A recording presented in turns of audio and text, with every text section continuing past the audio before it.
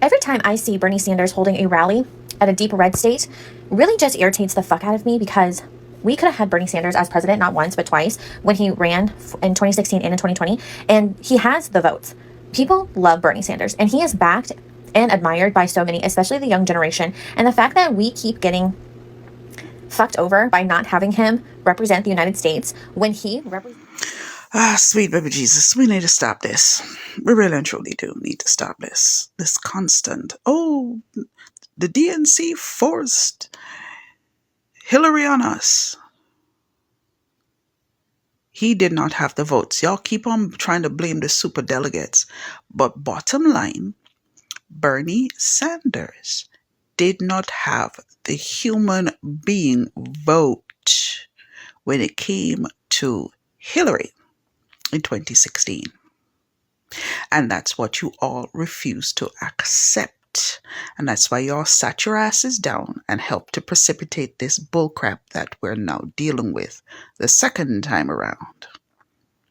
So all you Bernie bots that started with the foolishness, you helped to contribute to the ascension of the person that is now tearing this country apart, because if he hadn't come to fruition in the first place, we wouldn't be going through this BS.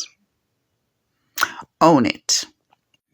Now, I wrote this back in 2020, and it's applicable today in this conversation with the constant redux of, the DNC forced Hillary on us.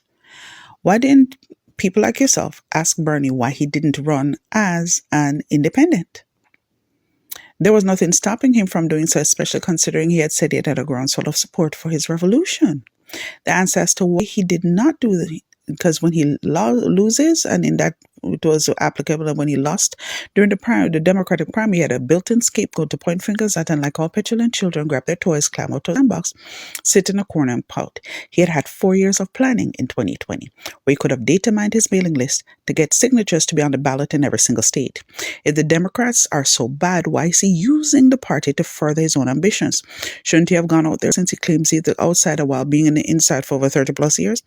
Actions speak louder than words. His actions belie that what he tells you, the alleged supporter. He underperformed in states he did well in. Virginia is a great example of that. In 2016, Bernie Sanders were 35.3% of the vote.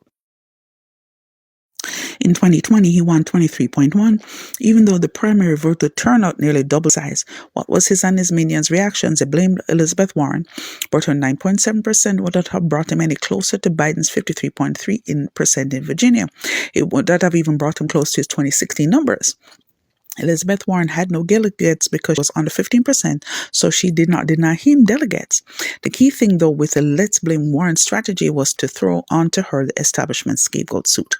He even underperformed in his home state of Vermont. So in 2016, he had over 115,000 people show up to vote for him, and in 2020, it was 79,919. So let's address the why not run as an independent. He had had 4 stinking years that he had to play and plan. So, for example, it would have taken 1,000 signatures to be put on the presidential ballot for the general election in Alabama, 2,000 verified signatures in Minnesota, 5,000 verified signatures in Colorado, 4,000 verified signatures in Maine, 30,000 verified signatures in Michigan, 5,000 verified signatures in Pennsylvania, and 205 verified signatures in Tennessee. Could it be that if he had gone that route, and if and when he lost, he would not have had anybody that he could blame? He'd only be able to blame himself. Why, good morning. I am so glad you asked this question. And this is going to be for educators only, to help stop some of the repetitive regurgitation and looking backwards like Lot's wife. And this is not to be construed as anything else but educational.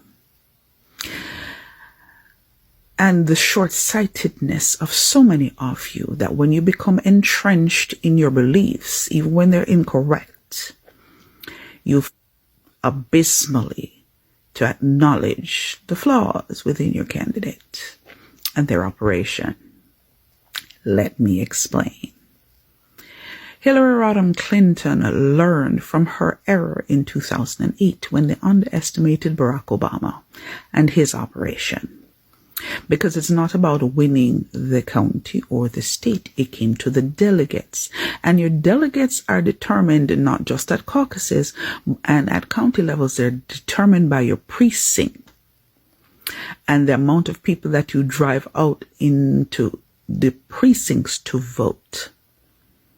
That is why the same thing you're complaining about that happened to Bernie happened to her on multiple occasions, where she might have won a state, but she lost the delegate count because, again, Barack Obama's operation had taken that into consideration, and it had been set up in 2007, and he had the right people around him to drive that point. To actually further this information, there was one of the members of his operation, Jeff Berman, who wrote a book about it called The Numbers Game. But let's give you a little bit more information. So the Democrats' delegate system is designed to aggregate individual preferences of primary and caucus voters into the choice of the party as a whole or social choice. You may pause to read. Now, as I said before, this is about knowing how to drive your people out there during the primaries when it comes to your delegate count. The Obama campaign not only knew the rules, but pushed to make sure they favored them when possible. Jeff Berman did just how hard the Obama team worked, much of it behind the scenes, to make sure that primaries in Michigan and Florida, and two states that had violated Democratic Party rules by advancing the date of their contests, were disqualified and therefore meaningless. Pluff said after the campaign that had Florida been a real primary rather than one that didn't count, Clinton might have won the nomination. But they knew the rules. So applying them takes political as well. Putting the rules together with the demographics and voting histories of every congressional district in a country is a critical important in the development of a delegate plan that can maximize a candidate's strengths and offset weaknesses. And that was what was employed by the Obama campaign against Hillary. And that is what the Clinton campaign employed against Bernie Sanders, because they used some of the same people that Obama had. You may pause to read this piece, but as it talks about the one basic part of Obama's strategy, that perhaps the piece that broke the back of the Clinton campaign in 2008 is well known. And that was his decision to concentrate energy and resources on states with caucuses where Obama's appeal to grassroots activists could return the biggest dividends. So Obama's big victory margins in many of those caucuses in January and February provided the bulk of the delegate lead. And those were the ones that provided the bulk of the delegate lead that he rolled up early in the campaign that proved just enough to hold off Clinton when she began her comeback in the spring of that year.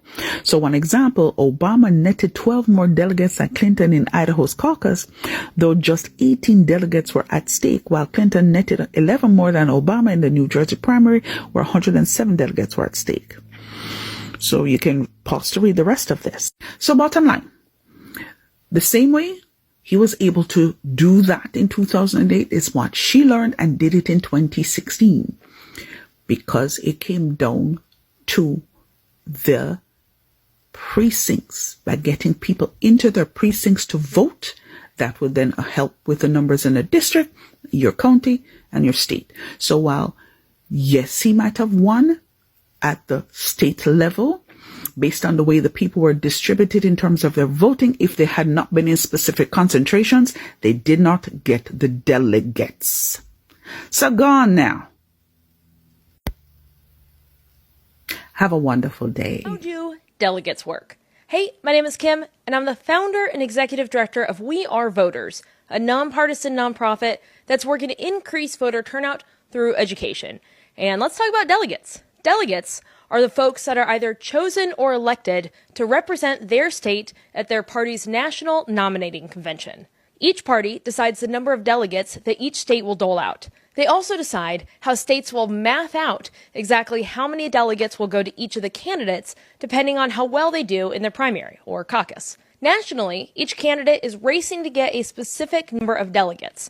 Once they do that, they're seen as having the majority of their party's support and become their party's official nominee. Democratic delegates are either pledged or unpledged, which is also known as a superdelegate, while Republican delegates are either bound or unbound. All the delegates get to go to the national convention, but unbound, unpledged, or superdelegates, they get to go to the convention without being bound to a specific candidate ahead of time. So they can place their support behind any candidate. And that's how delegates work.